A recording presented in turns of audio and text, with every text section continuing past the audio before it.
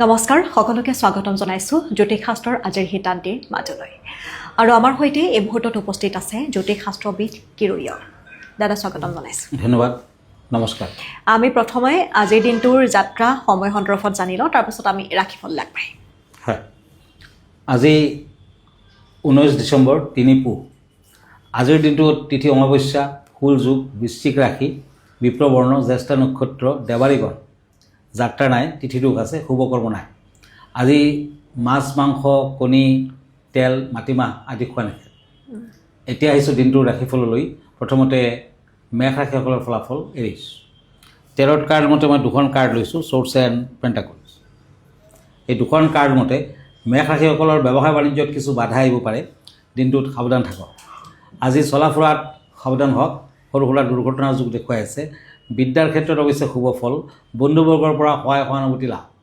আজিৰ দিনটোত মেঘ ৰাশিৰ জাতক জাতিকাসকলে ৰেড কৰেল পিণ্ডক নতুবা তামৰ খাৰুৱা পিণ্ডক ভাল হ'ব গ্ৰীণ কালাৰ কপাৰ কালাৰ লাকি চিলভাৰ কালাৰ আনলাকি এতিয়া আহিছোঁ বৃষ ৰাশিলৈ টৰাছ পেণ্টাকলছ এণ্ড ওৱান্স এই দুখন কাৰ্ড মতে আজি শুভ প্ৰভাৱৰ ফলত কন্যা বা পুত্ৰ সন্তানৰ বিয়া বাৰুৰ যুগ কৰ্মৰ ক্ষেত্ৰত স্থান পৰিৱৰ্তনৰ যুগ ব্যৱসায় বাণিজ্যত শুভ ফল প্ৰেমত সাৱধান হওক আজি দান ধ্যান কৰক ভাল হ'ব red colour lucky blue colour unlucky এতিয়া আহিছোঁ church and page of wards মিথুন ৰাশি জেমিনি আজি কৰ্মৰ ক্ষেত্ৰত শত্ৰুৱে ক্ষয়ক্ষতি কৰাৰ বাবে চেষ্টা কৰিব পাৰে বন্ধুৰ পৰা সাৱধান হওক সংসাৰত মানসিক শান্তি বিঘ্নিত হ'ব পাৰে টেনশ্যন থাকিব ষ্ট্ৰেছ থাকিব পাৰ্পল কালাৰ লাকি ক্ৰীম কালাৰ আনলাকি এতিয়া ওৱান্স এণ্ড চ'ৰ্চ কৰ্কট ৰাশি কেঞ্চাৰ আজি সন্তানৰ বিদ্যাক লৈ চিন্তিত হ'ব বিয়া বাৰুৰ যোগাযোগত শুভ শত্ৰুৰ পৰা সতৰ্কতা অৱলম্বন কৰক ভ্ৰমণৰ যুগ দেখা যায় আৰ্থিক ক্ষেত্ৰত উন্নতি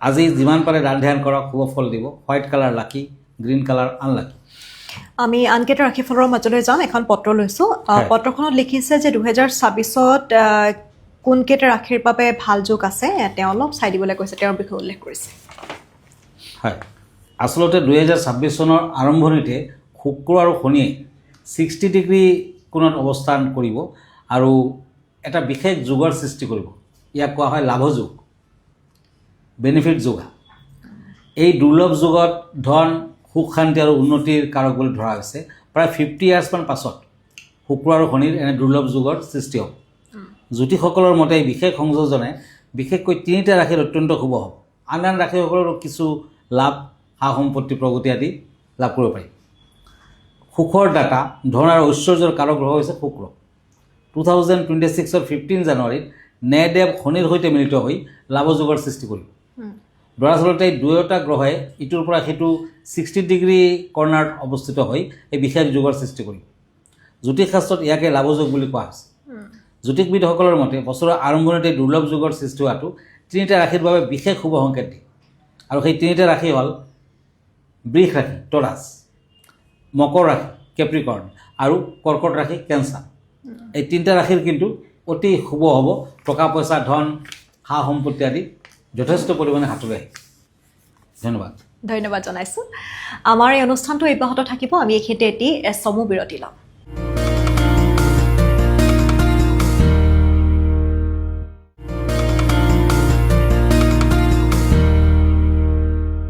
খন্তেক বাণিজ্যিক বিৰতিৰ পাছত পুনৰ উভতি আহিছোঁ আপোনালোকে চাই আছে মৰ্ণিং লাইফৰ এই বিশেষ শিতান দাদা পুনৰ উভতি আহিছোঁ আমি আনকেইটা ৰাশিফল আগবাঢ়ো হয় এতিয়া পেণ্টাকলছ এণ্ড চেৰিয়ট সিংহ ৰাশি লিঅ' আজি বিভিন্ন ফালেদি মনৰ আশা পূৰ্ণ হ'ব সংসাৰত অশান্তিৰ ফলত মনত কিছু চিন্তা থাকিব যান বাহনৰ পৰা সাৱধান হওক লাকি কালাৰ হ'ব ব্লু আনলাকি কালাৰ হ'ব অৰেঞ্জ কালাৰ এতিয়া কাপছ এণ্ড কিং অফ চ'ৰ্টছ কন্যা ৰাশি আজি ৰাজনৈতিক ক্ষেত্ৰত উন্নতিৰ যুগ যাত্ৰা নকৰাই ভাল হ'ব যাত্ৰাৰ ক্ষেত্ৰত হ'ব আৰ্থিক দিশত মধ্যম ফল চলা ফুৰাত সাৱধান হওক আজিৰ দিনটোত সেই আঙুঠি পিন্ধক মেৰুণ কালাৰ লাকি হ'ব য়েলো কালাৰ আনলাকি এতিয়া হওক চ'ৰ্টছ এণ্ড এইজ অফ চ'ৰ্টছ তুলা ৰাশি লিব্ৰা আজি মানসিক চঞ্চলতাৰ বাবে দিনটোত জটিলতাৰ যুগ দেখা যায় টকা পইচা লেনদেন নকৰাই ভাল বিদ্যাত শুভ ফল প্ৰেমত বাধা আছে আজি গল্ডেন কালাৰ লাকি ৰেড কালাৰ আনলাকি এতিয়া হওক বৃশ্চিক ৰাশিলৈ স্কৰ্পিঅ' চ'ৰ্চ এণ্ড ওৱান্স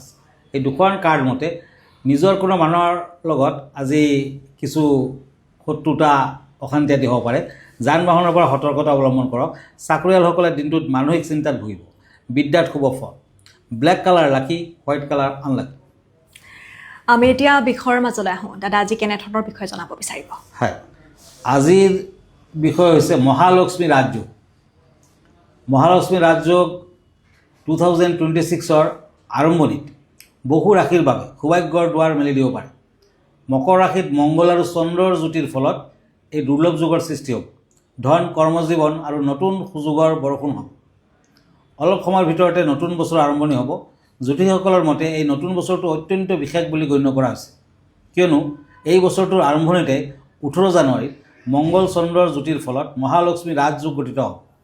দৰাচলতে 2026 চনৰ 16 জানুৱাৰীত মকৰ ৰাশিত মংগল প্ৰৱেশ কৰিব আৰু 18 জানুৱাৰীত চন্দ্ৰ একে ৰাশিত প্ৰৱেশ কৰিব। ইয়াৰ ফলস্বৰূপে মকৰ ৰাশিত ৰাজলক্ষ্মী যোগ প্ৰতিষ্ঠিত হ'ব আৰু মকৰ ৰাশিৰ ভালে অন্যান্য ৰাশিও কিন্তু কিছু হ'লেও শুভ ফল লাভ কৰিব পাৰি।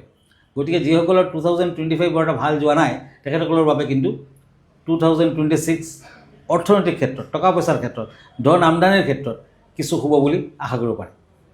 ধন্যবাদ জনাইছোঁ। আমি আনকেইটা ৰাশিফল কেনেকুৱা আজি চাই লওঁ। হয়, পেণ্টাকলছ এণ্ড শ্ব'ৰ্ডছ। ধনুৰাশি, চেজিটেৰিয়াছ। আজি সন্তানৰ শৰীৰক লৈ সমস্যা থাকিব, চিন্তাত পেলাব। আজি যান বাহন ক্ৰয় কৰিব পাৰে। আজিৰ দিনটোত বিভিন্ন কাৰণত সাংসাৰিক অশান্তি বৃদ্ধি, প্ৰেমত সন্দেহ থাকিব।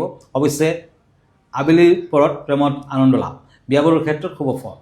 ধনুৰাশিৰ জাতক জাতিকাসকলে আজিৰ দিনটোত পাৰিলে লেফ্ট হেণ্ডৰ মধ্যমাত এটা লোহাৰ আঙুঠি পিন্ধক। অৰেঞ্জ কালাৰ লাকি, গ্ৰে কালাৰ আনলাকি। মকৰ ৰাশি, কেপ্ৰিকৰ্ণ। পেণ্টাকলছ এণ্ড পেণ্টাকলছ। এই দুখন কাৰ্ড মতে আজি চাকৰি বাকৰিৰ ক্ষেত্ৰত জটিলতাৰ যুগ দেখা যায়। বিদ্যাৰ্থীসকলৰ শাৰীৰিক সমস্যা থাকিব।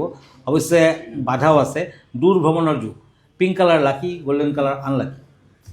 Cups and page of swords. কুম্ভ ৰাশি, একুৰিয়াছ। আজি দিনটো ব্যস্ততাৰ মাজেৰে পাৰ হ'ব। আজি দাম্পত্য জীৱনৰ জটিলতাৰ যুগ দেখা যায়। আৰ্থিক দিশত শুভ ফল। আজি ব্যৱসায় বাণিজ্যত সফলতা লাভ, প্ৰেমত বাধা আছে। প্ৰেম প্ৰীতিৰ ক্ষেত্ৰত কিন্তু বৰ এটা বিশেষ শুভ ফল দেখা নাই। আজিৰ দিনটোত কুম্ভ ৰাশিৰ জাতক জাতিকাসকলে একেবাৰে পুৱা ভাগতে দেৱী মন্দিৰ দৰ্শন কৰক। বিভিন্ন ধৰণৰ নৈবেদ্য, ফল ফুল আদি দান দিয়ক, ভাল হ'ব। য়েলো কালাৰ লাকি, ব্লেক কালাৰ আনলাকি। মীন ৰাশি, ওৱান্স এণ্ড হেংমেন। এই দুখন কাৰ্ড মতে আজি সংসাৰৰ অশান্তি থাকিব। নিবনুৱাসকলৰ কৰ্মসংস্থাপনৰ যুগ। সামাজিক দিশত শুভ। পত্নীৰ শৰীৰক লৈ কিছু চিন্তিত হ'ব। আজি চিলভাৰ কালাৰ লাকি, পাৰ্পল কালাৰ আনলাকি। ধন্যবাদ জনাইছোঁ। দাদা আমি অনুষ্ঠানটো শেষ কৰিম। আমি দৰ্শকসকলক এইখিনিতে জনাব বিচাৰিছোঁ, যদিহে আপোনালোকে আহিব বিচাৰে, দাদাক লগ কৰিব পাৰে, তেনেহ'লে আপোনালোকে আহক। গুৱাহাটী মহানগৰীৰ পল্টন বজাৰত ৰত্নকুবেৰ নামেৰে তেওঁৰ চেম্বাৰ আছে। অহাৰ পূৰ্বে এটা ফোন কৰিব, আপোনালোকে লৈ ল'ব এটা এপইণ্টমেণ্ট। আৰু প্ৰতি দেওবাৰে নিশা 10 বজাত আপোনালোকে পোনপটীয়া সম্প্ৰচাৰত দাদাক পাব। আপোনালোকে আজৰি সময়ত নিশা 10 বজাত আপোনালোকে প্ৰাগ নিউজ চাব আৰু আপোনালোকৰ যি সমস্যা আছে সেই সমস্যাসমূহৰ বিষয়ে আপোনালোকে দাদাক ক'ব পাৰে। আৰু যদি সেই সমস্যাৰ সমাধান বিচাৰে তেনেহ'লে আপোনালোকে কথা পাতি ল'ব পাৰে। দাদা আপোনাৰ ঠিকনাটো এবাৰ জনাই দিব। হয়, আপুনি যদি মোৰ ফেচবুক পেজ চাৰ্চ কৰে তেতিয়া কিৰোয়াং ৰত্নকুবেৰ বুলি চাৰ্চ কৰিব পাৰে। মই ইনষ্টাগ্ৰামত আছোঁ, মই ইউটিউবতো আছোঁ। আৰু ব্যক্তিগতভাৱে মোৰ লগত লগ ধৰিব খুজিলে আমাৰ ঠিকনা astrologer Kirowang, Ratnakuber gems and jewellery, Paltan Bazaar, Manipuri বস্তি, গুৱাহাটী 7। ফোন নম্বৰটো হ'ল 8822291171। আৰু এটা নম্বৰ হ'ল 9957421212। আমাৰ ইমেইল এড্ৰেছটো হ'ল kiroyangastrologer@kiroyang.com। ধন্যবাদ, নমস্কাৰ। আৰু এইখিনিতে অনুষ্ঠানটিৰ পৰা মই ৰিংকুমণি বৰুৱাই বিদায় লৈছোঁ। ধন্যবাদ।